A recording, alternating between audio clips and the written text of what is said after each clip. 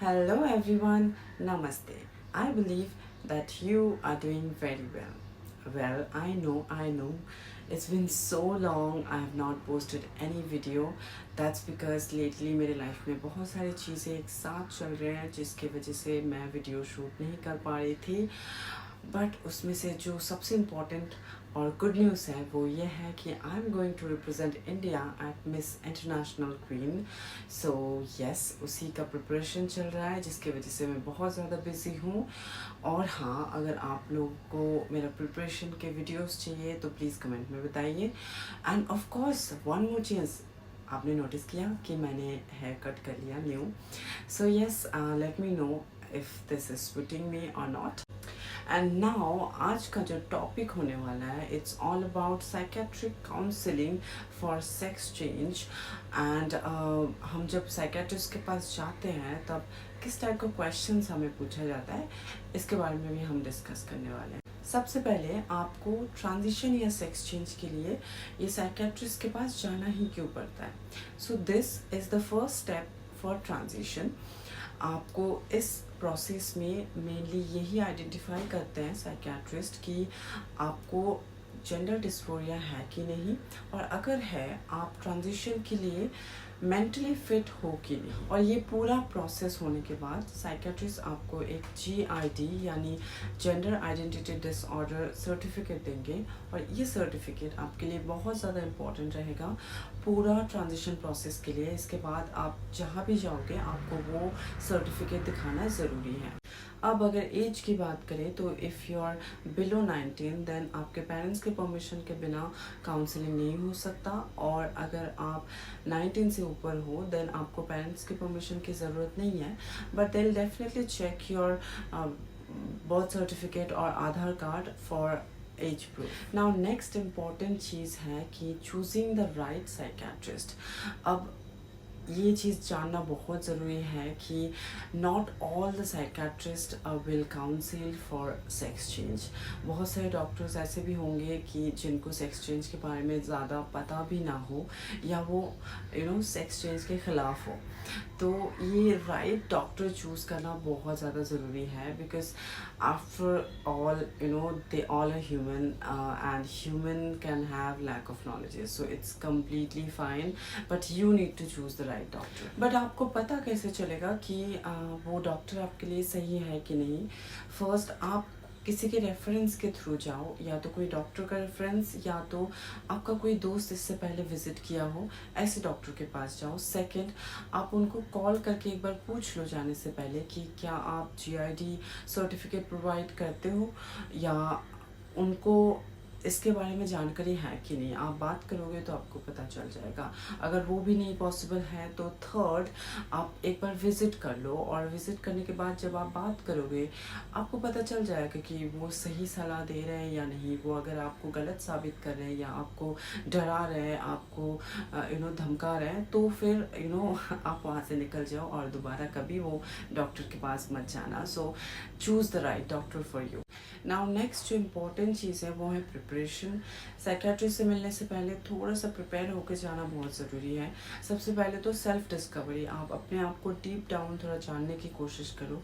आपका जो strong feelings है, आप अपने आप के बारे में क्या फील करते हो, वो चाहिए तो थोड़ा राइट डाउन कर लो.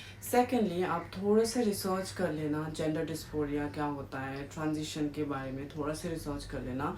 ऑफकोर्स वो आपको समझाएंगे ही ज़रूर, बट एटलीस्ट आपको समझने के लिए आसान हो इसके लिए आप थोड़ा सा रिसर्च पहले से ही करके रखना. एंड थर्ड, आपके मन में जो भी क्वेश्चंस है उसको प्लीज़ राइट डाउन कर लो. बिकॉज मैं बता रही हूँ, whenever I go to doctor I do the same. Because हम जब डॉक्टर के पास जाते हैं, शायद डॉक्टर जल्दी जल्दी में होता है या तो हम नर्वस होते हैं, तो हम सारे क्वेश्चंस पूछ नहीं पाते ठीक से, और बाद में मेरे को याद आता है ओ माय गॉड ये तो पूछना भूल ही गई मैं. तो please write down all the question, जो भी आपके क्वेरीज है, जो भी आपको पूछना है, उसको लिख लो. And finally, confidence.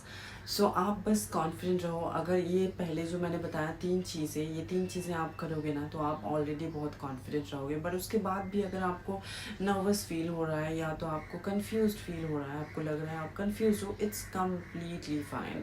Just relax. आप उनसे बात करो, आप उनको जो भी आपके दिल में है सब बताओ, वो आपको समझाएंगे। आप समझने की कोशिश करो, नहीं समझ रहे हो दोबारा बोलो कि मुझे नहीं समझ में आ रहा है, तो वो समझाएंगे आपको। But it's completely fine. आपको जो भी फील हो रहा है ना, value yourself, value your feelings, and then people will also value your feelings. अब हम आते हैं कि क्या क्या क्वेश्चंस पूछते हैं जब हम साइकियाट्रिस्ट के पास जाते हैं। इसके लिए मैंने एक लिस्ट बनाई है, थोड़ी लंबी है, इसके लिए मेरे को लिखना पड़ा। सबसे पहला जो है वो ये है कि how do you feel about your self. आपको अपने बारे में या आपके लाइफ के बारे में क्या फील होता है, क्या आप खुश हो अपनी ज़िंदगी में, ये क्वेश्चन बहुत इम्पोर्टेंट होता है। उसके बाद आता है आपका बिहेवियर कैसा है, लड़कों की तरफ कैसे बिहेवियर है और लड़कियों की तरफ कैसे बिहेवियर है, और इसमें कितना डिफरेंस है वो। एंड थर्ड आता है आपको क्या क्या चीज़ें पसंद है, या तो आपके हॉबीज़ क्या क्या है। फोर्थ इज़ आपको कैसे कपड़े पहनना पसंद है, और आपके होल अपीयरेंस, अपने आप को आप कैसे देखना पसंद करते हो, क्या आपको मेकअप पसंद है, आपको बाल कैसा रखना पसंद है।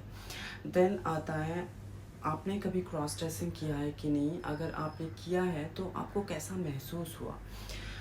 देन सिक्स्थ पे आता है आपकी फैमिली कैसी है, या तो आपकी चाइल्डहुड कैसी रही, आपके स्कूल में कैसा बर्ताव रहा, आपके फ्रेंड्स आपके साथ कैसे बिहेव करते हैं, और आपको उनको लेके कैसा ख्याल है, ये पूछ सकते हैं। उसके बाद है आपका कोई बॉयफ्रेंड है कि नहीं, अगर बॉयफ्रेंड है तो उनके साथ आपका रिलेशन कैसा है, और आप दोनों के बीच फिजिकल रिलेशन है कि नहीं। एंड देन आता है आपको लाइफ में क्या करना है, करियर वाइज आपको ज़िंदगी में क्या बनना है आगे जाके। देन आता है आप अकेले रह सकते हो। ये इसलिए पूछते हैं बिकॉज अगर आपके फैमिली आपको नहीं मानते हैं, देन क्या आप इतना स्ट्रांग हो कि आप आगे जाके स्ट्रगल कर सकते हो कि नहीं, ये पूछते हैं कभी कभी। देन आता है कि आपका फाइनेंशियल बैकग्राउंड, इसके बारे में पूछते हैं कि आप आप कमाते हो कि नहीं, अगर कमाते हो तो कितना कमा लेते हो, आप स्टेबल हो कि नहीं, ये पूछते हैं। देन फाइनली जो पूछते हैं कि व्हाई डू यू थिंक कि आपको ये सर्जरी कराना ज़रूरी है। तो इसमें आपका आंसर जो भी है आप ऑनेस्टली बताओ। तो मेनली ये सारे क्वेश्चंस पूछते हैं। और हाँ, अगर आप बिलो 19 हो तो आपके फ़ोन भी चेक कर सकते हैं। अब ये सारे क्वेश्चंस के बाद अगर आप क्लियर, कॉन्फिडेंट, इंडिपेंडेंट या तो वाइडली सपोर्टेड हो और आप 19 से ऊपर हो तो आपको बहुत जल्दी GID सर्टिफिकेट मिल जाता है। इवन विदाउट काउंसलिंग भी मिल सकता है, जैसे कि मुझे मिला था। बट अगर इनमें से कोई भी पॉइंट में कमी है तो आपको वो काउंसलिंग सजेस्ट करेंगे। और अगर आप 19 से कम हो तो कभी कभी वो आपके पेरेंट्स को भी काउंसलिंग सजेस्ट करते हैं। अब अगर आपको फाइनली काउंसलिंग सजेस्ट किया गया है तो ये कितना टाइम तक काउंसलिंग चलेगा। अगर आप 19 से ऊपर हो तो आपका काउंसलिंग अराउंड 3 मंथ्स तक हो सकता है। And if you are below 19 then it will be minimum 6 months. Now let's talk about my personal experience. मैं जब साइकेट्रिस्ट के पास गई थी, by that time I was independent, I was having a job, I was financially stable, I was very confident and clear about what I want in my life. तो उनसे बात करने के बाद उन्होंने बस एक ही चीज़ बोली कि फॉर्मेलिटी के लिए आपको ये साइकोलॉजिकल टेस्ट करना ज़रूरी है, आप नेक्स्ट वीक आ जाओ और मैं आपको GID सर्टिफिकेट लिख के दे दूँगा। और उन्होंने वही किया। So I got my GID certificate in a week. That's all for today. I will see you guys super soon, and as always, life is not happening to you, it's happening through you. So you can change your life right now.